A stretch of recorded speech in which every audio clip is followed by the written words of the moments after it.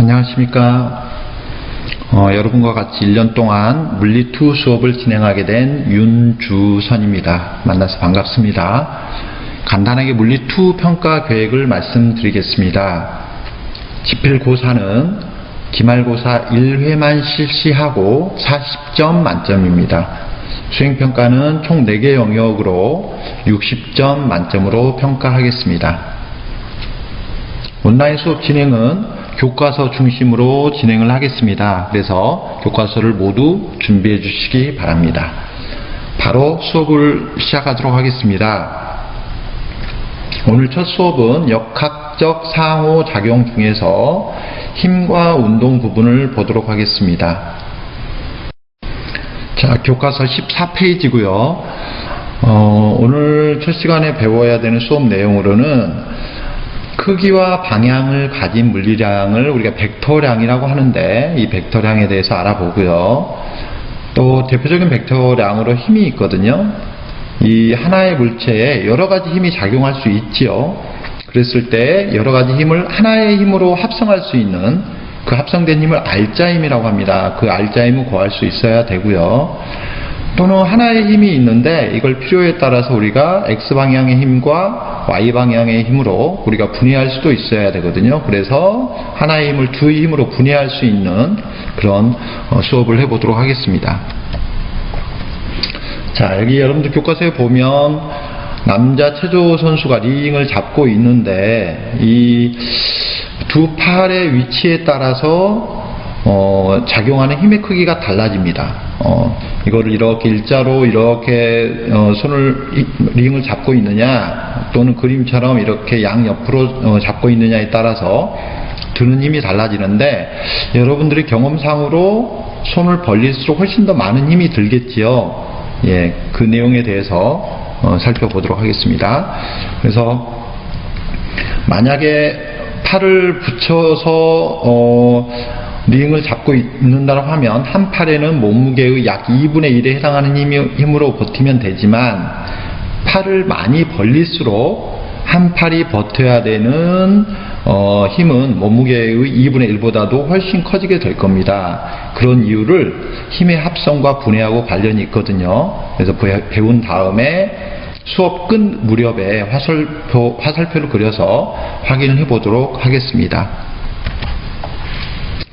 자, 첫 번째 학습 내용입니다. 벡터가 무엇인지 확인해 본다라고 했지요. 자, 우리가 크게 물리량은 스칼라량과 벡터량으로 나눌 수가 있습니다. 자, 물리량 중에서 크기, 값만을 갖는, 양만을 갖는 것을 우리가 스칼라량이라고 하는데, 대표적으로 시간, 질량, 온도, 이동거리, 속력, 일, 에너지 이런 것들이 있어요. 또 크기를 가짐과 동시에 방향까지도 고려해야 되는 물리량이 있는데, 이런 물리량을 벡터량이라고 합니다. 대표적으로 변이라든지 속도, 가속도, 힘, 그리고 운동량, 충격량 등이 있습니다. 자, 시간을 따질 때는 시간이 5초다, 질량이 1kg이다, 또 이동거리가 10km이다 라고 할 때는 우리가 특별히 방향을 따지진 않지요. 하지만 힘이 10N이다, 오른쪽으로 10N에 가해졌느냐 왼쪽으로 가해졌느냐에 따라서 물체의 움직이는 방향이 달라질 겁니다. 네. 자, 이처럼 크기뿐만 아니라 방향을 갖는 벡터량은 방향까지도 중요하게 생각을 해줘야 됩니다. 자, 이때 보통 방향을 표현할 때는 왼쪽이냐 오른쪽이냐 이렇게 표현할 수도 있지만, 또는 동서남북으로도 표현할 수 있겠지요. 그렇지만 마이너스 예를 들어서 10N이냐 또는 플러스 10N이냐 이렇게도 표현을 하거든요. 마이너스나 플러스와 같은 부호로도 표현을 합니다.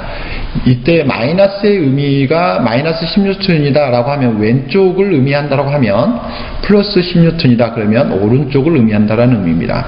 즉 마이너스와 플러스는 방향이 서로 반대다라는 것을 의미하는 거죠. 그래서 크기는 같고 방향이 반대인 경우에 마이너스 10N 또는 플러스 10N 이렇게 표현할 수가 있을 것입니다. 방법에 대해서 설명을 해드리겠습니다. 벡터는 화살표로 표현을 합니다. 화살표로. 이때 화살표의 방향이, 머리 부분의 방향이 벡터의 방향, 즉 힘이 작용하는 방향이고요. 화살표의 길이가 벡터의 크기, 즉 힘으로 따지면 힘의 크기를 표현하는 거고, 그 다음에 화살표의 시작점이 기준점, 힘으로 표현하면 작용점이 되겠죠. 어디에 힘이 작용했느냐를 표현해주는 부분이 되겠습니다. 자, 그리고 벡터는 이렇게 평행 이동을 시키면 방향과 크기는 변하지 않습니다. 즉 A 벡터가 이렇게 있을 때요, 위쪽으로 가든 아래쪽으로 가든 방향과 크기는 변하지 않는다. 그리고 벡터의 크기를 2배로 늘리고 싶으면 그냥 크기가 화살표의 길이니까 화살표의 길이가 2배가 되면 2A 벡터가 될 거고, 화살표의 길이를 2분의 1로 줄이면 2분의 1 A 벡터가 되겠죠. 자, 그리고 또 하나는 이제 벡터를 보통 표현을 할 때 A 벡터다라고 하면 A를 쓰고 위쪽에다가 화살표를 표시를 하면 A 벡터의 의미가 되겠습니다. A 벡터의 의미고요. 또는 A를 굵은 글씨체, 즉 볼드체라고 하죠. 볼드체로 표현해도 이게 A 벡터구나 라는 것을 의미를 하는 겁니다. 네, 굵은 볼드체로 써도요. 그리고 이 A 벡터의 절대값을 씌우면 이거는 벡터 값이지만 방향은 고려하지 않겠다, 크기만을 따져주겠다 라고 하는 의미를 갖습니다. 자, 이번에는 벡터의 합성. 자, 이제 벡터라는 말 대신에 벡터의 대표적인 힘을 가지고 힘을 합성을 해보고 분해를 해보도록 하겠습니다. 자, 먼저 힘을 합성을 하는데 두 힘이 있어요. 두 힘이 있는데 이렇게 두 힘이 나란하게 있는 경우가 있겠죠. 나란하게 있는데 방향도 같아요. 방향도 같으면 이건 뭐 어려운 문제가 아닐 것 같습니다. 예를 들어서 얘가 5N이고 얘를 좀 더 키워볼까요? 얘는 10N이다. 10N이다. 라고 하면 두 힘을 합성을 시키면 당연히 길이는 이렇게 길어질 거고 크기는 15가 되겠죠. 그리고 방향은 당연히 같은 방향이니까 합성된 힘도 같은 방향으로 표현이 돼야 되겠죠. 반대 방향인 경우는 어떻게 되냐면, 자, 오른쪽으로 5N이 작용을 하고 있어요. 근데 우리가 오른쪽을 플러스 5라고 잡읍시다. 자, 근데 반대쪽으로 10N이 작용을 하고 있어요. 근데 얘는 방향이 반대니까 당연히 마이너스 10이라고 표현을 해야 되겠죠. 그랬을 때 플러스 5하고 마이너스 10을 더하면 어떻게 되느냐? 더하면 당연히 5에다가 더하기 마이너스 10이 되니까 결과는 어떻게 됩니까? 당연히 결과는 마이너스 5가 돼야 되겠죠. 네, 마이너스 5입니다. 자, 그리고 화살표로 표시하더라도 이렇게 되겠죠. 마이너스 10에서 5를 더하면 이 화살표 길이를 빼면 이렇게 되겠죠. 마이너스 5 이렇게 될 겁니다. 자, 그래서 이번에는 두 힘이 나란하지 않게 작용할 때 어떻게 하는지 살펴보겠습니다. 지금 이때 이제 힘을 합성하는 방법은 평행사변형법과 삼각형법이 있는데, 여기에서는 평행사변형법을 통해서 합성을 해보도록 하겠습니다. 지금 여기 F1은 북동쪽을 향하고 있고요. F2는 동쪽을 향하고 있지요. 자, 그랬을 때에 방향이 서로 달라요. 나란하지 않지요. 이런 경우에 두 개를 바로 더하면 안 된다라고 했습니다. 그럼 어떻게 해주냐면, 먼저 시작점을 일치를 시킵니다. 네, 작용점을 일치를 시킨 다음에 F1과 F2를 연결하는 평행사변형을 이렇게 그려줘요. 그리고 평행사변형의 대각선을 시작점에서부터 끝점까지 연결을 해줍니다. 그러면 이게 합성된 힘의 크기와 방향이 되겠습니다. 자, 결과는 여기에 나와 있죠. 네.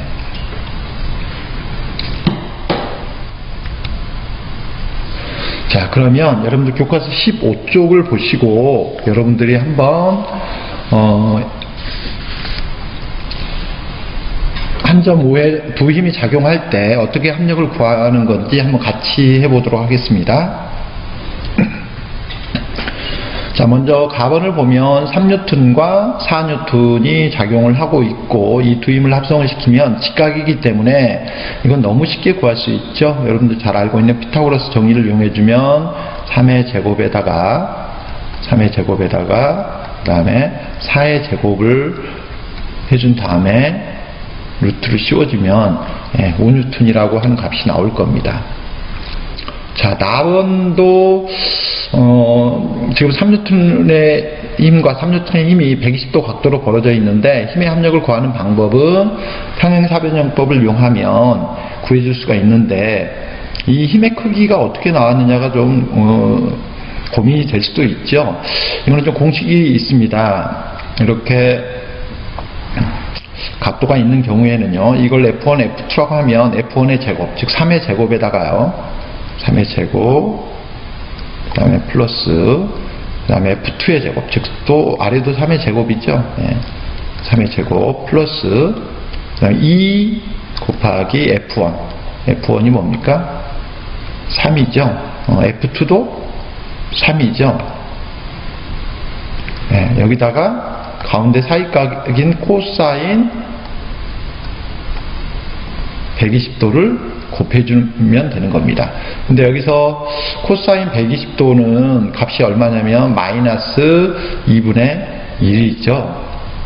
그래서 이걸 쭉 계산을 해주면 값이 3N이 나와요. 자, 그 다음에 답은 한번 보겠습니다. 답은 각도도 안 주어지고 그래요. 그래서 이걸 평행사변형법으로 그리면 쉽게 알 수가 있죠. 왜냐하면 모는종이 한 묶음 하나가 1N을 의미하니까 하나, 둘, 셋, 네 개니까 4N이다. 이렇게 계산할 수도 있을 것 같습니다.